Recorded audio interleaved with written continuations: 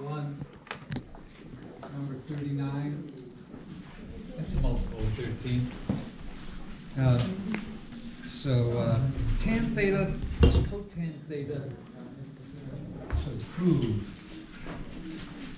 tan theta plus, this is always true, right? It's an identity Yeah. for all values of theta. This is the product of secant and cosecant. So what do you observe about the trig functions? Well, we got 4 different trig functions involved here, and there's only 6.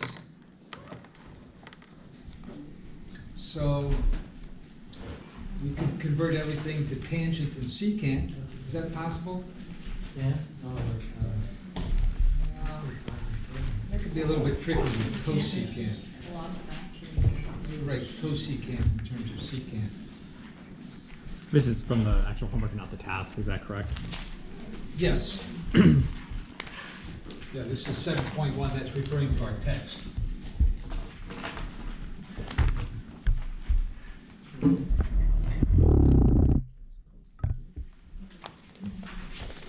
So, well, we have various strategies, right?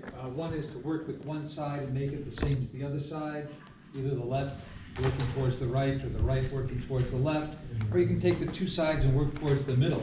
So let's try that way. So if I were to take that approach here and combine that with write everything in terms of sine and cosine, which you can always do, right? Yeah. So tan is sine theta over cosine theta.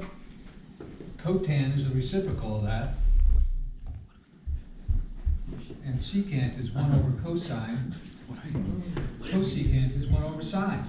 How are we doing? So far, so good. So now we went from 4 different trig functions to only 2, and we've transformed the left side and the right side simultaneously. So any ideas about what to do on the left side next?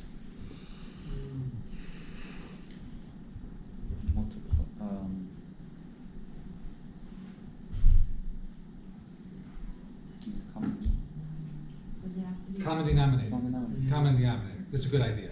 That's better than multiplying both sides by the same thing. I mean, you can presumably multiply both sides by the same thing, but what if you multiply by 0? You can't multiply by 0. And if there's a variable involved, you may well be multiplying by 0. But getting a common denominator, that's pretty straightforward, right? So we multiply by sine here, sine over sine. And what, cosine over cosine here?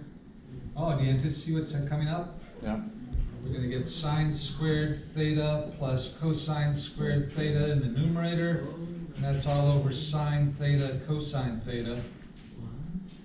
On the right side, we can just say cosine theta, sine theta. That's it. Sine squared theta plus cosine squared theta is equal to 1. It's obvious now, isn't it? Is it obvious yet? Depends on whether the Pythagorean identity is obvious to you. Is that obvious? Yes. I hope so. I mean, we should have a Pavlovian response to the Pythagorean identity, at least in this form. Tangent squared plus 1. I'm not hearing secant squared. Okay, that's not so obvious, right? Tangent squared plus 1 is secant squared. That's another form of the Pythagorean identity. And also 1 plus cotangent squared is cosecant squared. Is yet another form. So, unless I've misread, that's the one I don't necessarily remember so well, because I know tan and secant world and sine and cosine world very, very well. So I tend to stick with those. Okay, I'm sort of inching my way towards.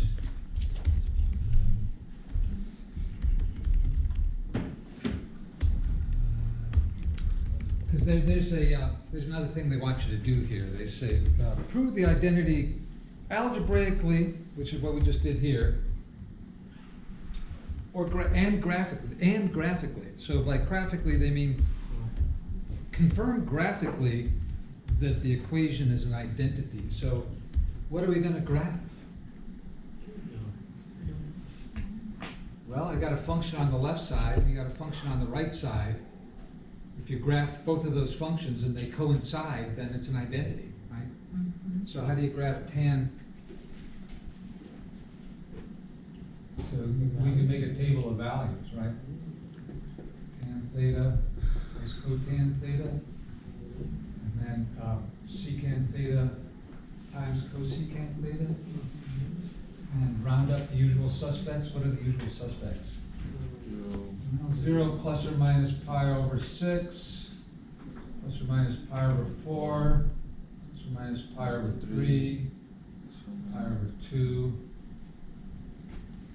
And I'm writing plus or minus because, usually you can, these functions are either even or odd, right?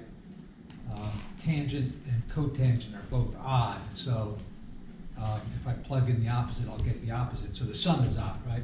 Secant times cosecant, well, that's an even times an odd, which is unlike numbers, that's going to be odd. Right? Because this one will change sign and this one won't. So the product will change sign. So these are both odd. Well, that's good then. It's supposed to be the same. They better both be odd. If one is odd, the other should be odd. So how about 0? What happens when you plug in 0? Well, tan of 0, 0, right? But what about cotan of 0? That's the other 0, which is undefined. So this is 0 plus or minus infinity. All right, so that's not defined. So how about this product? Is this product? Well, secant of 0 is 1, right? It's a reciprocal of cosine. Cosine, do you have these things sort of? What do you do when you're evaluating trig functions at the usual points? You dial them up on the unit circle in your mind. That's what you should do. You imagine that position on the unit circle. What are the x and y coordinates there, right? So should we do that? Standard positions. So here's the x-axis and the y-axis. So here are the usual. So this is pi over 3 and pi over 6. Sorry, No, pi over 6 and pi over 3. So what's missing in this? Are those evenly spaced? Something pretty close. So what are they in degrees? 30, 30, 45. 45, so we're missing 15. Right? Yeah. If they were evenly spaced, we'd have pi over 12 here, right? And we have, this is 4 pi over 12, this would be 5 pi over 12. So if you're counting evenly, you get pi over 12, 2 pi over 12, 3 pi over 12, 4 pi over 12, 5 pi over 12, and 6 pi over 12 versus pi over 2, right? So, we don't really know what the coordinates here are yet. We're working on that. Did we figure that out? Pi over 6, we know what those are, right? So this is the big one, that's square root of 3 over 2. And this is the smaller one, that's 1/2. So this point has coordinates, x is 1/2, y is square root of 3 over 2, right? So that's the cosine and the sine of pi over 6. Pi over 4? It's well known. Square root of 2 over 2. Yeah. Some square root of 2 over 2. For some, it's well known. Should be well known. This one? Well, this is the symmetric across the line of symmetry, y equals x for pi over 6, right? So you just reverse these. Square root of 3 over 2 is the cosine of 60 degrees, or pi over 3 radians. 1/2 is the sine. Sorry. I have those reversed. Yeah, the bottom, yeah. I have these reversed. Yeah. Yeah. So these are also reversed. Sorry about that. Wasn't thinking all the way through, right? So okay, so at pi over 6, what's the tangent of pi over 6? Well, tangent is y over x, right? Y over x. What is it? Another square. Tangent Do you guys want something to drink? Do you guys want something to drink? Some water? Whatever. Gatorade? Sure, I'll have one. You want? Thank you. Should we write that way?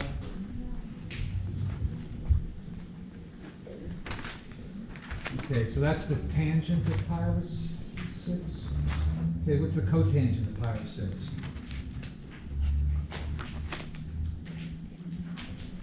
And this is a plus or minus, right? You go negative pi over 6, so that's the opposite, right?